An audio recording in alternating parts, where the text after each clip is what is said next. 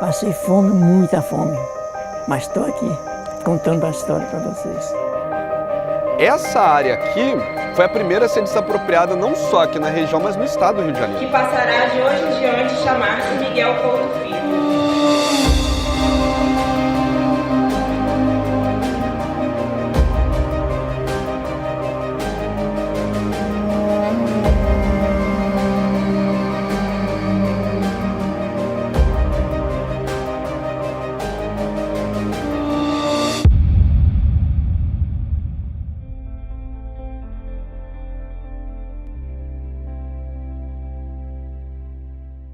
Pedra Lisa é um bairro atrelado à memória da luta camponesa. Registramos nesse documentário nossa homenagem e gratidão a todos e todas que construíram essa trajetória e aqueles que seguem montando as peças dessa memória, reconstruindo e fortalecendo a história de luta pela terra.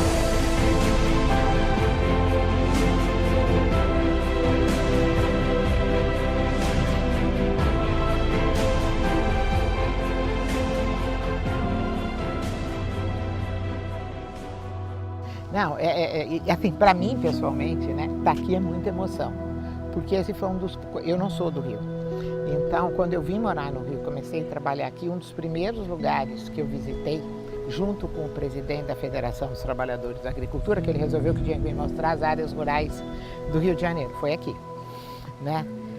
E também, isso nos anos, no final dos 70 e início dos anos 80, eu vim para o Rio em 79, né?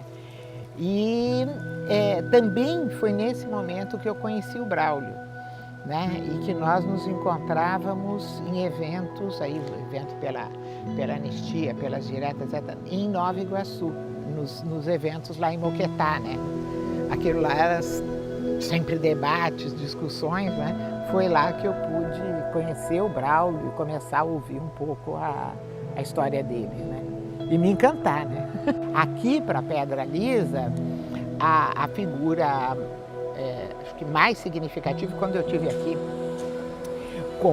fazendo a pesquisa para a Comissão da Verdade, me chamou muito a atenção como as pessoas se lembravam e se emocionavam da figura do Braulio Rodrigues, né? As pessoas assim, falavam do Braulio não só como uma liderança, mas como uma pessoa que estava no dia a dia deles. Né, que eu lembro de uma entrevista que eu fiz, que ela falou, mas o Braulio dava bala para as crianças, a gente ficava andando atrás do Braulio, né? Quer dizer, é uma figura que construiu relações de diferentes planos aqui, que foi fundamental para poder agregar o grupo, né? Então, até aproveitar para mostrar, né, as memórias do Braulio, que foi foram longas entrevistas que eu pude fazer com ele, e é interessante, né? O Braulio valorizava muito o seu papel, tanto que ele pediu para fazer isso, né? O que mais te marcou na luta, nessa luta toda, seu Braulio? O que mais te marcou na luta pela terra, pela moradia?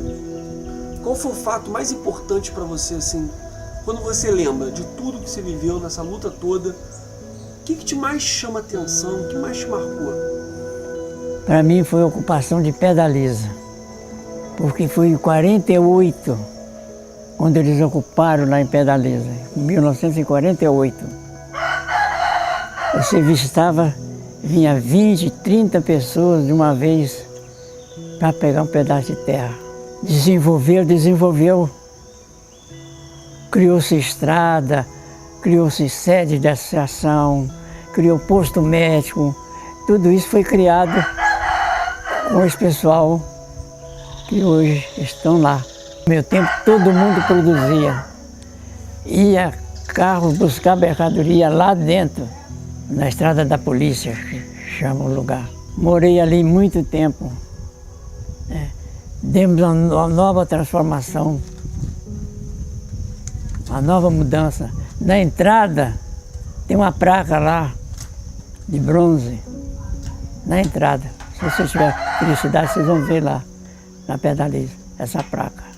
Os camponeses de Pedra Lisa, poceiros há mais de séculos destas terras, por sucessões hereditárias e de compra e venda, perseguidos por grileiros que lhes queimavam as casas e destruíam as plantações, testemunham neste bronze sua morredoura gratidão ao governador Miguel Couto Filho, pelo seu ato justo e sábio, desapropriando estas mesmas terras em favor daqueles que as ocupam e as cultivam, e resolveram dar o seu nome a este núcleo agrário, que passará de hoje em diante chamar-se Miguel Couto Filho.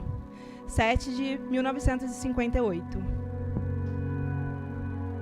Primeiramente, o dia de hoje é de gratidão. Agradecer por todos que construíram essa trajetória e todos que seguem montando as peças dessa memória e reconstruindo e fortalecendo a nossa história de luta pela terra. Em julho de 1958, o governador Miguel Couto Filho e o vice-governador Roberto Silveira, junto de diversas autoridades, tal como o deputado federal Bocaiúva Cunha, estiveram presentes em Pedra Lisa, junto à população local.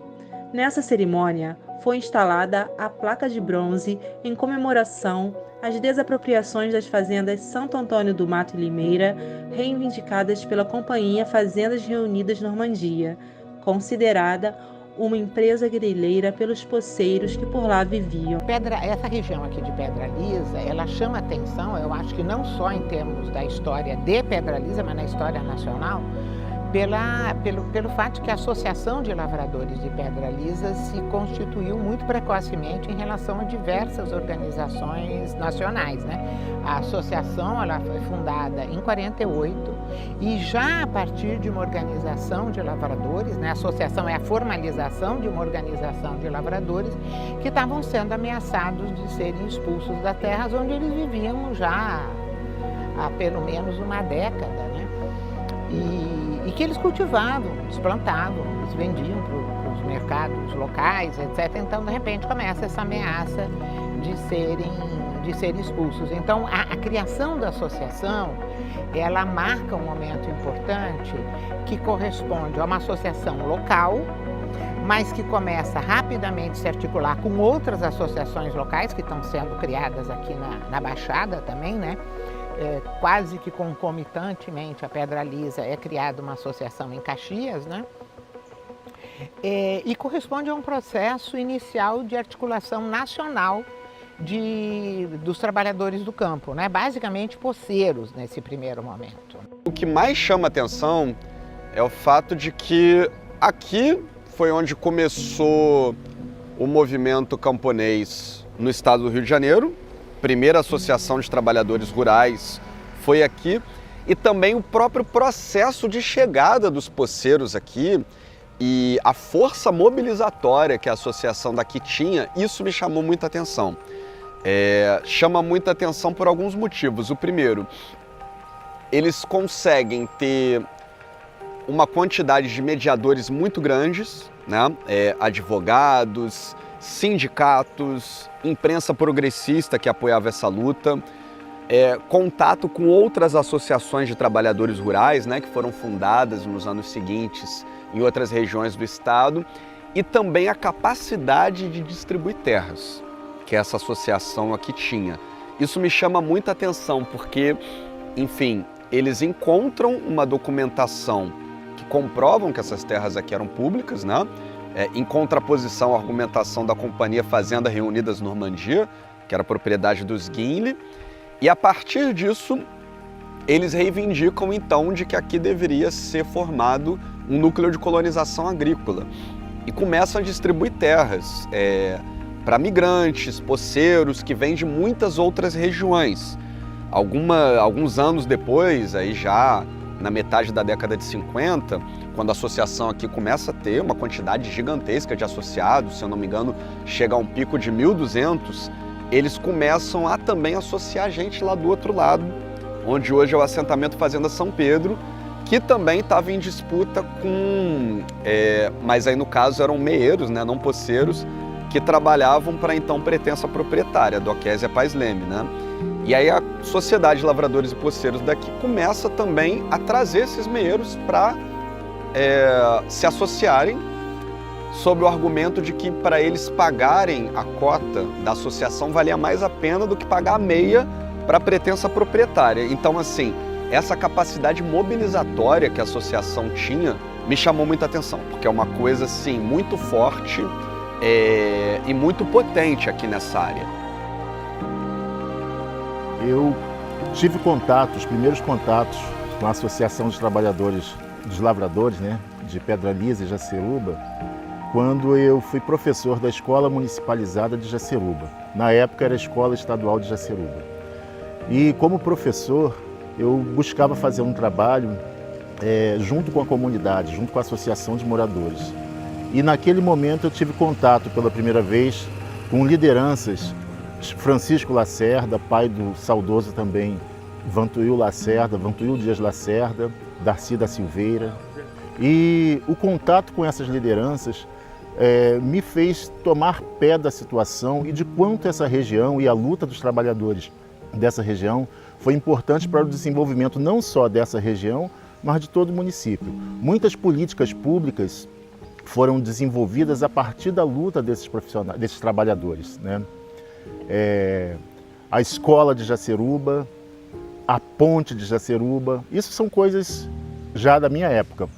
Mas anterior a isso, na década de 1960, aqui em Pedra Lisa, que era o núcleo central onde esses trabalhadores se organizavam, e muitos deles moravam por aqui e possuíam seus sítios nas áreas, nas adjacências, Jaceruba, Cangote de Porco, Santo Antônio e aqui em Pedra Lisa mesmo, essa região já foi muito mais desenvolvida do que é hoje. A gente está falando de mais de 50 anos atrás, né? Aqui é difícil você pensar que aqui tinha posto de saúde, que aqui tinha a escola organizada pelos trabalhadores, porque o Estado até então, né, o poder público estatal, não aparecia nessas regiões. Então eram os trabalhadores organizados que lutavam pela escola. Essa escolinha que vocês estão vendo aqui, hoje é uma escola bem maior, né, foi fruto, né, da luta dos trabalhadores. E era uma escola que já à frente do seu tempo, a gente está falando da década de 1960, já trabalhava com teatro, com arte e educação, com música, né? E toda essa história não foi contada nos livros oficiais. Eu pude ter acesso a essa história através do convívio, né, com essas lideranças que eu já mencionei. Chico Lacerda, Vantuil Lacerda. Mais tarde eu tive contato com Braulio Rodrigues da Silveira, que foi a grande liderança de toda essa região. Ele já não morava mais aqui, já morava em Cachoeira Grande. E aí eu já tinha o aporte intelectual, através do curso que eu fiz na Universidade Federal Rural do Rio de Janeiro, para compreender o tamanho, né, a dimensão da luta desses trabalhadores para essa região, que acabou influenciando também em Nova Iguaçu. Na época nós pertencíamos ao município de Nova Iguaçu, e a toda essa região que está aqui. Foi que ele encontrou o Zé Matias aqui. O Zé Matias já era uma liderança aqui, né? E são essas coisas que a história encobre. Se a gente fala, mas quem é o Zé Matias? Ninguém sabe quem é o Zé Matias, né? O Zé Matias foi uma liderança e foi assassinada por quê? Por questões de conflito fundiário, né? E além do Zé Matias, o Vantuil, né? O Vantuil Dias Lacerda, que é constantemente mencionado, né, como lideranças importantes aqui da região de Pedra Lisa, né? Segundo Braulio Rodrigues, José Matias organizava o pessoal que se inscrevia na sede da associação. As pessoas reservavam um lote para morar e um lote para trabalhar. Ele era uma liderança reconhecidamente importante para o movimento camponês local. Braulio afirma que ele era católico e bastante religioso. Foi emboscado numa tocaia e assassinado enquanto ia para casa. Mas a sua morte, em decorrência dos conflitos por terras com grileiros, por muito tempo, reacendeu a vontade de ficar na terra e defender as roças, agrupando as forças camponesas e criando resistência. Eu conheci pelo meu pai, né? Quando eu nasci, meu pai já estava aqui, que eu tenho irmão até mais velho do que eu, né? Que nasceu nesse lugar. Meu pai já era ali, da associação, que não era associação, era cooperativa. viu? E ali, aqui nós fomos crescendo, né? Plantando ali no sítio. E o que a gente plantava aqui, a gente levava para vender em outro lugar. A gente não, meus irmãos mais velhos, eu era menor. Meus irmãos mais velhos vendia na época da Maria Fumaça. Levava para Japeri, né? São João de Meriti, onde que a Maria Fumaça passava. A mandioca, ela sempre foi uma cultura presente, né? Tinha aqueles produtores. Nós tivemos um período que era de produção de arroz, que também se organizava por um outro lado, e eles mantinham isso, toda essa produção direcionada para o mercado da região. E não era um mercado pequeno, ou não era uma produção pequena. A gente sabe que daqui saíam diversos caminhões, uma quantidade grande de alimentos para abastecer a cidade que se desenvolvia e vinha ocupando cada vez mais aqui o espaço. Então, dessa maneira que eles estavam organizados, em função de uma produção de alimento voltado para o consumo na cidade. Quando essas associações foram fundadas, aí, final dos anos 40, início dos anos 50, conforme o local, os trabalhadores do campo não tinham direito à sindicalização. Né? O direito de sindicalização foi sendo construído para os trabalhadores urbanos, aqueles que eram reconhecidos como trabalhadores a partir da lógica da CLT. Né? Os rurais ficaram de fora desse processo. Então, uma das faces das lutas das associações, né, quando começaram a se articular as bandeiras, construir bandeiras nacionais, uma delas era o direito à sindicalização, que só foi se concretizar em 62, a partir de uma portaria do Ministério do Trabalho e depois em 63 com o Estatuto do Trabalhador Rural. Né? Então, desse ponto de vista, o Rio de Janeiro, né, teve um caráter importante, né, porque aqui as associações proliferaram, né, não só na Baixada, em Campos também, e já em 59 foi criada uma federação de associações de lavradores, que era o que existia. Né? E à medida que quando a sindicalização foi regulamentada, essas associações de lavradores começaram a entrar com pedido de emissão de cartas sindicais. E essa federação, a primeira federação sindical, né, a Federação dos Trabalhadores na Agricultura, a base dela não é nenhuma novidade, é a Federação dos Lavradores que se tornou uma federação sindical, né? E que tinha à frente as principais lideranças dessas lutas. Os assentamentos, eles têm mais a ver com o momento pós-ditadura, né, na Nova República. Um dos primeiros assentamentos da Nova República foi o assentamento Boa Esperança, que é aqui perto. Só que estes assentamentos que existem aqui nessa região, né, assentamento Fazenda São Pedro, assentamento Fazenda Normandia, Normandia 2, e o assentamento Fazenda Pedra Lisa, que é mais aqui perto, todos eles têm a ver com as desapropriações da época da Sociedade de Lavradores e Poceiros de Pedra Lisa, ou seja, tem a ver com as lutas pré-ditadura, né? Com a mobilização camponesa da década de 50, 60. Então, o que aconteceu? Falando, por exemplo, do assentamento Fazenda São Pedro e o assentamento Fazenda Normandia.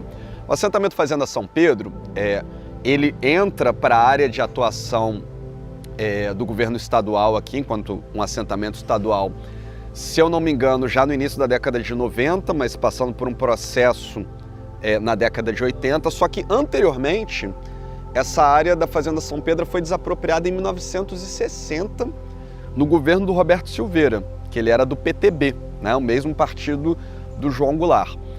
E essa desapropriação acontece pelo mesmo motivo que essas áreas aqui no entorno do centro de Pedra Lisa também são desapropriadas. Acontece porque haviam documentações que comprovavam que essas terras da então pretensa proprietária do Okésia Paz Leme eram aparentemente griladas, né? Porque, ao que tudo indica, essas terras foram vendidas lá atrás, em 1871, para a coroa brasileira, né? Ou seja, para o governo imperial, que depois a União é a herdeira do governo imperial, e logo essas terras são públicas. e é desapropriada a Fazenda São Pedro a partir dessa mobilização junto dos poceiros daqui, do centro de Pedralisa, com os meeiros de lá da Fazenda São Pedro, e se torna um núcleo de colonização agrícola, né? Vale lembrar que o governo do Roberto Silveira, com o plano agrário, que foi aprovado na LERJ assim que ele foi eleito, né, consegue instituir e regulamentar a possibilidade do governo estadual criar núcleos de colonização agrícola. Então, assim, a mesma área de desapropriação da Fazenda São Pedro, né, na década de 60, em 1960, se torna, depois da ditadura, na Nova República, um assentamento estadual. A mesma coisa pode ser dita para a Fazenda Tenente Pacheco. Ninguém mais utiliza esse termo, né? Tenente Pacheco, era como essa fazenda era chamada. Existia também um onômino, que era Fazenda Boa Esperança, que, ao que tudo indica, provavelmente pega até uma área do que hoje é o assentamento Boa Esperança, mas de toda forma, a Fazenda Tenente Pacheco, que também foi resultado de mobilização dos camponeses daqui, em 1961 ela é desapropriada para se tornar também um núcleo de colonização agrícola, e depois, na Nova República, se torna um assentamento estadual, que é o assentamento Fazenda Normandia. Essa área aqui foi a primeira a ser desapropriada não só aqui na região, mas no estado do Rio de Janeiro, né? Foi em 1958 quando aquela placa de bronze ali é inaugurada, em decorrência da desapropriação de 2 fazendas no mesmo decreto. Isso ainda no governo Miguel Couto Filho, do PSD, que ele desapropria as fazendas Santo Antônio do Mato e Limeira, que eram reivindicadas pela Companhia Fazendas Reunidas Normandias, uma companhia de produção de laticínios e anteriormente trabalhava no setor citrícola, aqui onde era Nova Iguaçu, né? Aqui era Nova Iguaçu na época, e que eles também trabalhavam com loteamentos e vendas de terras. E essa documentação que os camponeses tinham em posse também demonstrava de que as áreas da Fazenda Companhias Reunidas Normandia eram griladas. Então, logo, olha a confusão que isso vai resultar. Aqueles que compram terras da Companhia Fazenda Reunidas Normandias também são categorizados como grileiros pelos poceiros que estão vindo aqui. Então, o conflito se configura dessa maneira. Os poceiros de um lado, os grileiros de outro, né, que podem ser desde compradores irregulares de terras até grandes corporações. E isso resulta, essa mobilização resulta na desapropriação dessa área aqui, né? Logo em 1958, que não consegue se tornar um núcleo de colonização agrícola, porque ainda não estava regulamentado pelo plano agrário, que foi aprovado na LERJ só depois que o Roberto Silveira assume, né? Em 1959. Então, assim, sendo mais direto na resposta, os assentamentos que existem hoje são resultado das mobilizações camponesas na década de 50 e 60 e também depois no fim da ditadura, na década de 80. Olha, no princípio de tudo, o meu irmão mais velho, que no caso era o Genesi, ele trabalhava muitos anos numa fazenda lá do Espírito Santo, que era a nossa terra natal. Aí ele, por motivo de ser muito escravizado lá na fazenda, ele acompanhou um primo dele, que tinha uma residência aqui, e falou assim: olha, no Rio seria mais fácil você sobreviver enquanto você está vivendo debaixo da escravidão. E meu irmão Genesi veio para cá, foi na época do Roberto Silveira, em 1960, que foi o Tenente Pacheco, foi aquela turma. Aí o que acontece? Esse sítio onde nós residimos, o meu irmão veio, localizou aquele sítio, e há alguns tempos apareceu algumas pessoas que diz que era daquela fazenda Normandia, que era o Tenente Pacheco, aquele pessoal todo. E ali eles nos afrontaram, disse que aquela terra ali era uma terra de revoluta, uma terra que não podia ninguém poçar, mas o meu irmão já tinha deixado ali naquele conflito. Eles levantaram uma sindicância, cada proprietário. E ali meu pai foi muito resistente na época, que era garoto. Tinha uma faixa de 7 para 8 anos, meu pai foi muito resistente, meu pai era deficiente. E ali foi naquele conflito deles falar que meu pai tinha que sair dali, não tinha, e na época nós éramos muitos irmãos. Era muitos irmãos, tinha irmã, tinha irmão. Aí meu pai questionaram para ele que ele veio para ali para poder matar a fome dos filhos, que no caso seria a gente. Aí ele falou assim, olha, mas vocês não vão poder ficar aqui. Aí eles programaram uma força maior para tirar meu pai a troca de caixa. E na minha época, eu era garoto, tenho um pouco de recordação, não tudo, mas tenho um pouco de recordação, que quando eles prometeram, na época do Braulio, aquele povo que eu me lembro bem do Braulio, foi alguns deles que acompanhavam a reunião, e ele disse, olha, quando eles chegar aqui, vocês não vão atacar eles, mas vão responder que vocês vieram aqui porque a fome onde você estava era muito cruel. E meu pai estava sendo escravizado lá, e meus irmãos sendo escravizados, e ali dependia da terra para poder comer e viver do suor do rosto dele.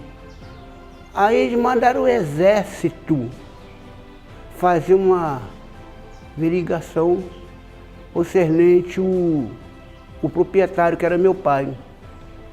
E meu pai resistiu, eles mandaram o exército. Isso foi na período da ditadura militar? Foi isso, foi na época do exército, da ditadura militar. E eles vieram com um bando de soldados, aquele carrão do exército. E quando eles chegaram lá, eles perguntaram ao meu pai, o que vocês querem? Vocês querem sair daqui ou vocês querem sair à força? O meu pai falou assim, olha meu amigo, eu vim aqui matar a fome dos meus filhos. Eu não vim guerrear com você, vim guerrear contra a fome. E eu quero viver honestamente, ganhando o suor do meu rosto. Quero criar meus filhos, porque eu fui criado, trabalho, eu sei roçar, sei capinar, sei cortar de machado. Aí ele falou, mas o senhor é uma pessoa deficiente, o senhor é o pepé, o senhor não consegue fazer isso? Não, meu pai, eu sei capinar, sei roçar, sei fazer tudo quanto é tipo de plantação. E eu não vim aqui. E ele falou assim, muito bem, o senhor está aí, mas o senhor está invadiu uma área que é militarismo. Eu falei, não invadi, eu vim para aqui para matar a minha fome. Estou a respeitar a lei porque eu estou lutando contra a fome. E ele repetiu para o meu pai e disse assim, sendo assim, a gente não vai, vocês, vamos ficar aí, mas vai ter uma norma para vocês. E eles viraram o exército, o carro, foram embora. Não afrontou ninguém, não matou, não atirou ninguém, e foram embora. Nessas alturas, alguns proprietários que tinham também quase as mesmas condições do meu pai, que na coisa já estava quase entregando os pontos, porque quando eles falaram para o meu pai que a sentença de todo mundo era exterminar todo mundo. Aí meu pai falou, então faz o seguinte, antes que vocês matem os filhos e a minha esposa, me mata primeiro.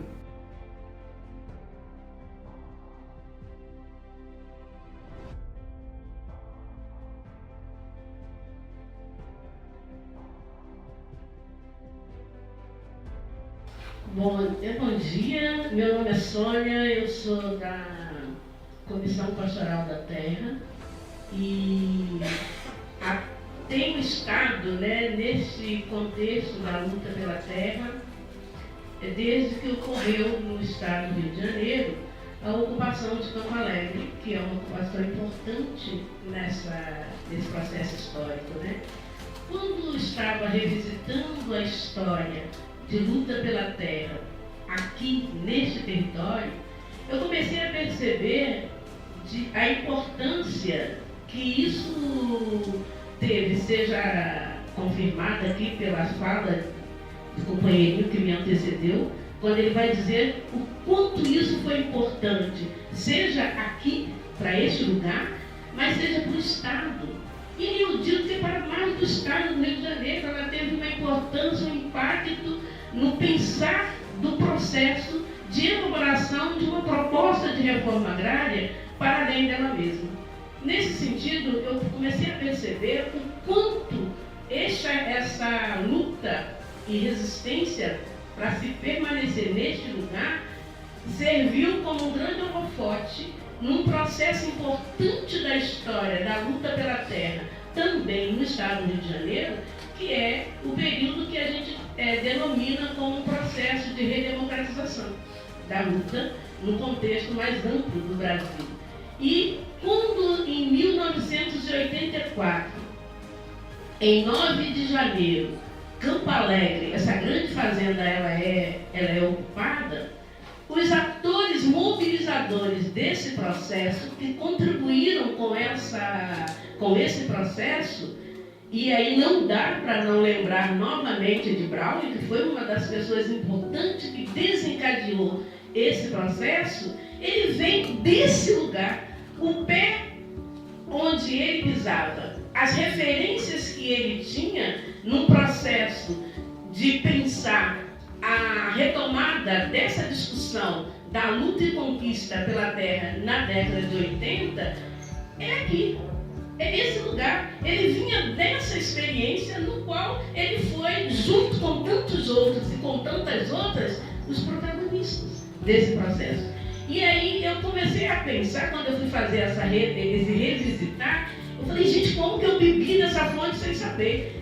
Eu nem sabia da existência desse processo, sendo vizinha aqui, eu sou de Queimados, mas eu não tinha essa referência desde que ocorre a ocupação no Campo Alegre, e que a grande referência nossa, no sentido de nos tirar do nosso lugar de conforto para se inserir neste contexto, foi Dom Adriano Hipólito, que na época era o bispo diocesano da Diocese de Nova Iguaçu, e como muitos de vocês talvez saibam, outros não, mas Dom Adriano, ele está vindo de um processo importante, que logo no finalzinho da década de 70, que ele é sequestrado. Esse processo de sequestro de Dom Adriano, quando ele retoma esse processo, é como se explodisse nele aquilo que ele já pensava, que era fazer com que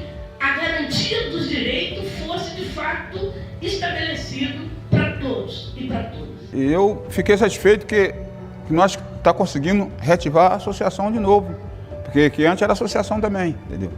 Mas graças a Deus nós estamos conseguindo se ativar com a ajuda, entendeu? Então eu estou satisfeito por isso, e o lugar está reconhecendo de novo, está sendo reconhecido igual era antigamente. A gente está reiniciando na luta e é preciso caminhar muito para a gente resgatar o que a gente tinha na década de 1960, que foi destruído pela ditadura militar. E de todos os êxitos da ditadura, êxitos assim contra a classe trabalhadora, contra a organização do nosso povo, o maior êxito dela foi destruir a nossa memória. Porque se não fosse a minha participação como profissional da educação e militante e o meu convívio com essas pessoas, muito dessa história não teria podido ser contada. E a gente hoje não poderia fazer esse trabalho belo que a associação aqui está fazendo, né? No sentido de resgatar essa memória, de colocar isso nos livros, colocar nos conteúdos escolares, que são propostas que nós temos ainda, né? Recuperar a memória das lutas dos diferentes segmentos dos trabalhadores é absolutamente central, porque desde o processo de colonização que essa memória é sistematicamente apagada. As lutas dos indígenas, as lutas dos negros escravizados, tudo isso foi sendo sistematicamente apagado, como foi apagada durante um longo tempo a luta dos lavradores pelo acesso à terra, que é o caso aqui de Pedra Lisa e de toda a Baixada Fluminense. Então, um esforço de trazer essa memória, de colocar essa memória na discussão, não só acadêmica, né? Isso é uma coisa que eu insisto muito, colocar essa memória nas escolas, onde as crianças estão, para as crianças saberem de onde eles vêm, né? Qual é o trajeto das famílias, etc. Inclusive para a valorização da sua vida, das pessoas que os antecederam, né? Para poder entender um pouco esse processo e se tornar, poder abrir possibilidades que eles se tornem senhores dessa memória. Pegando um pouco no que a Mônica falou, né, sobre patrimônio, a gente está nesse desafio, né, Mônica, da orientação. Como eu disse, acho que na fala inicial, né, eu acho que é um dever, né, do poder público não só reconhecer, mas também fomentar a preservação do patrimônio.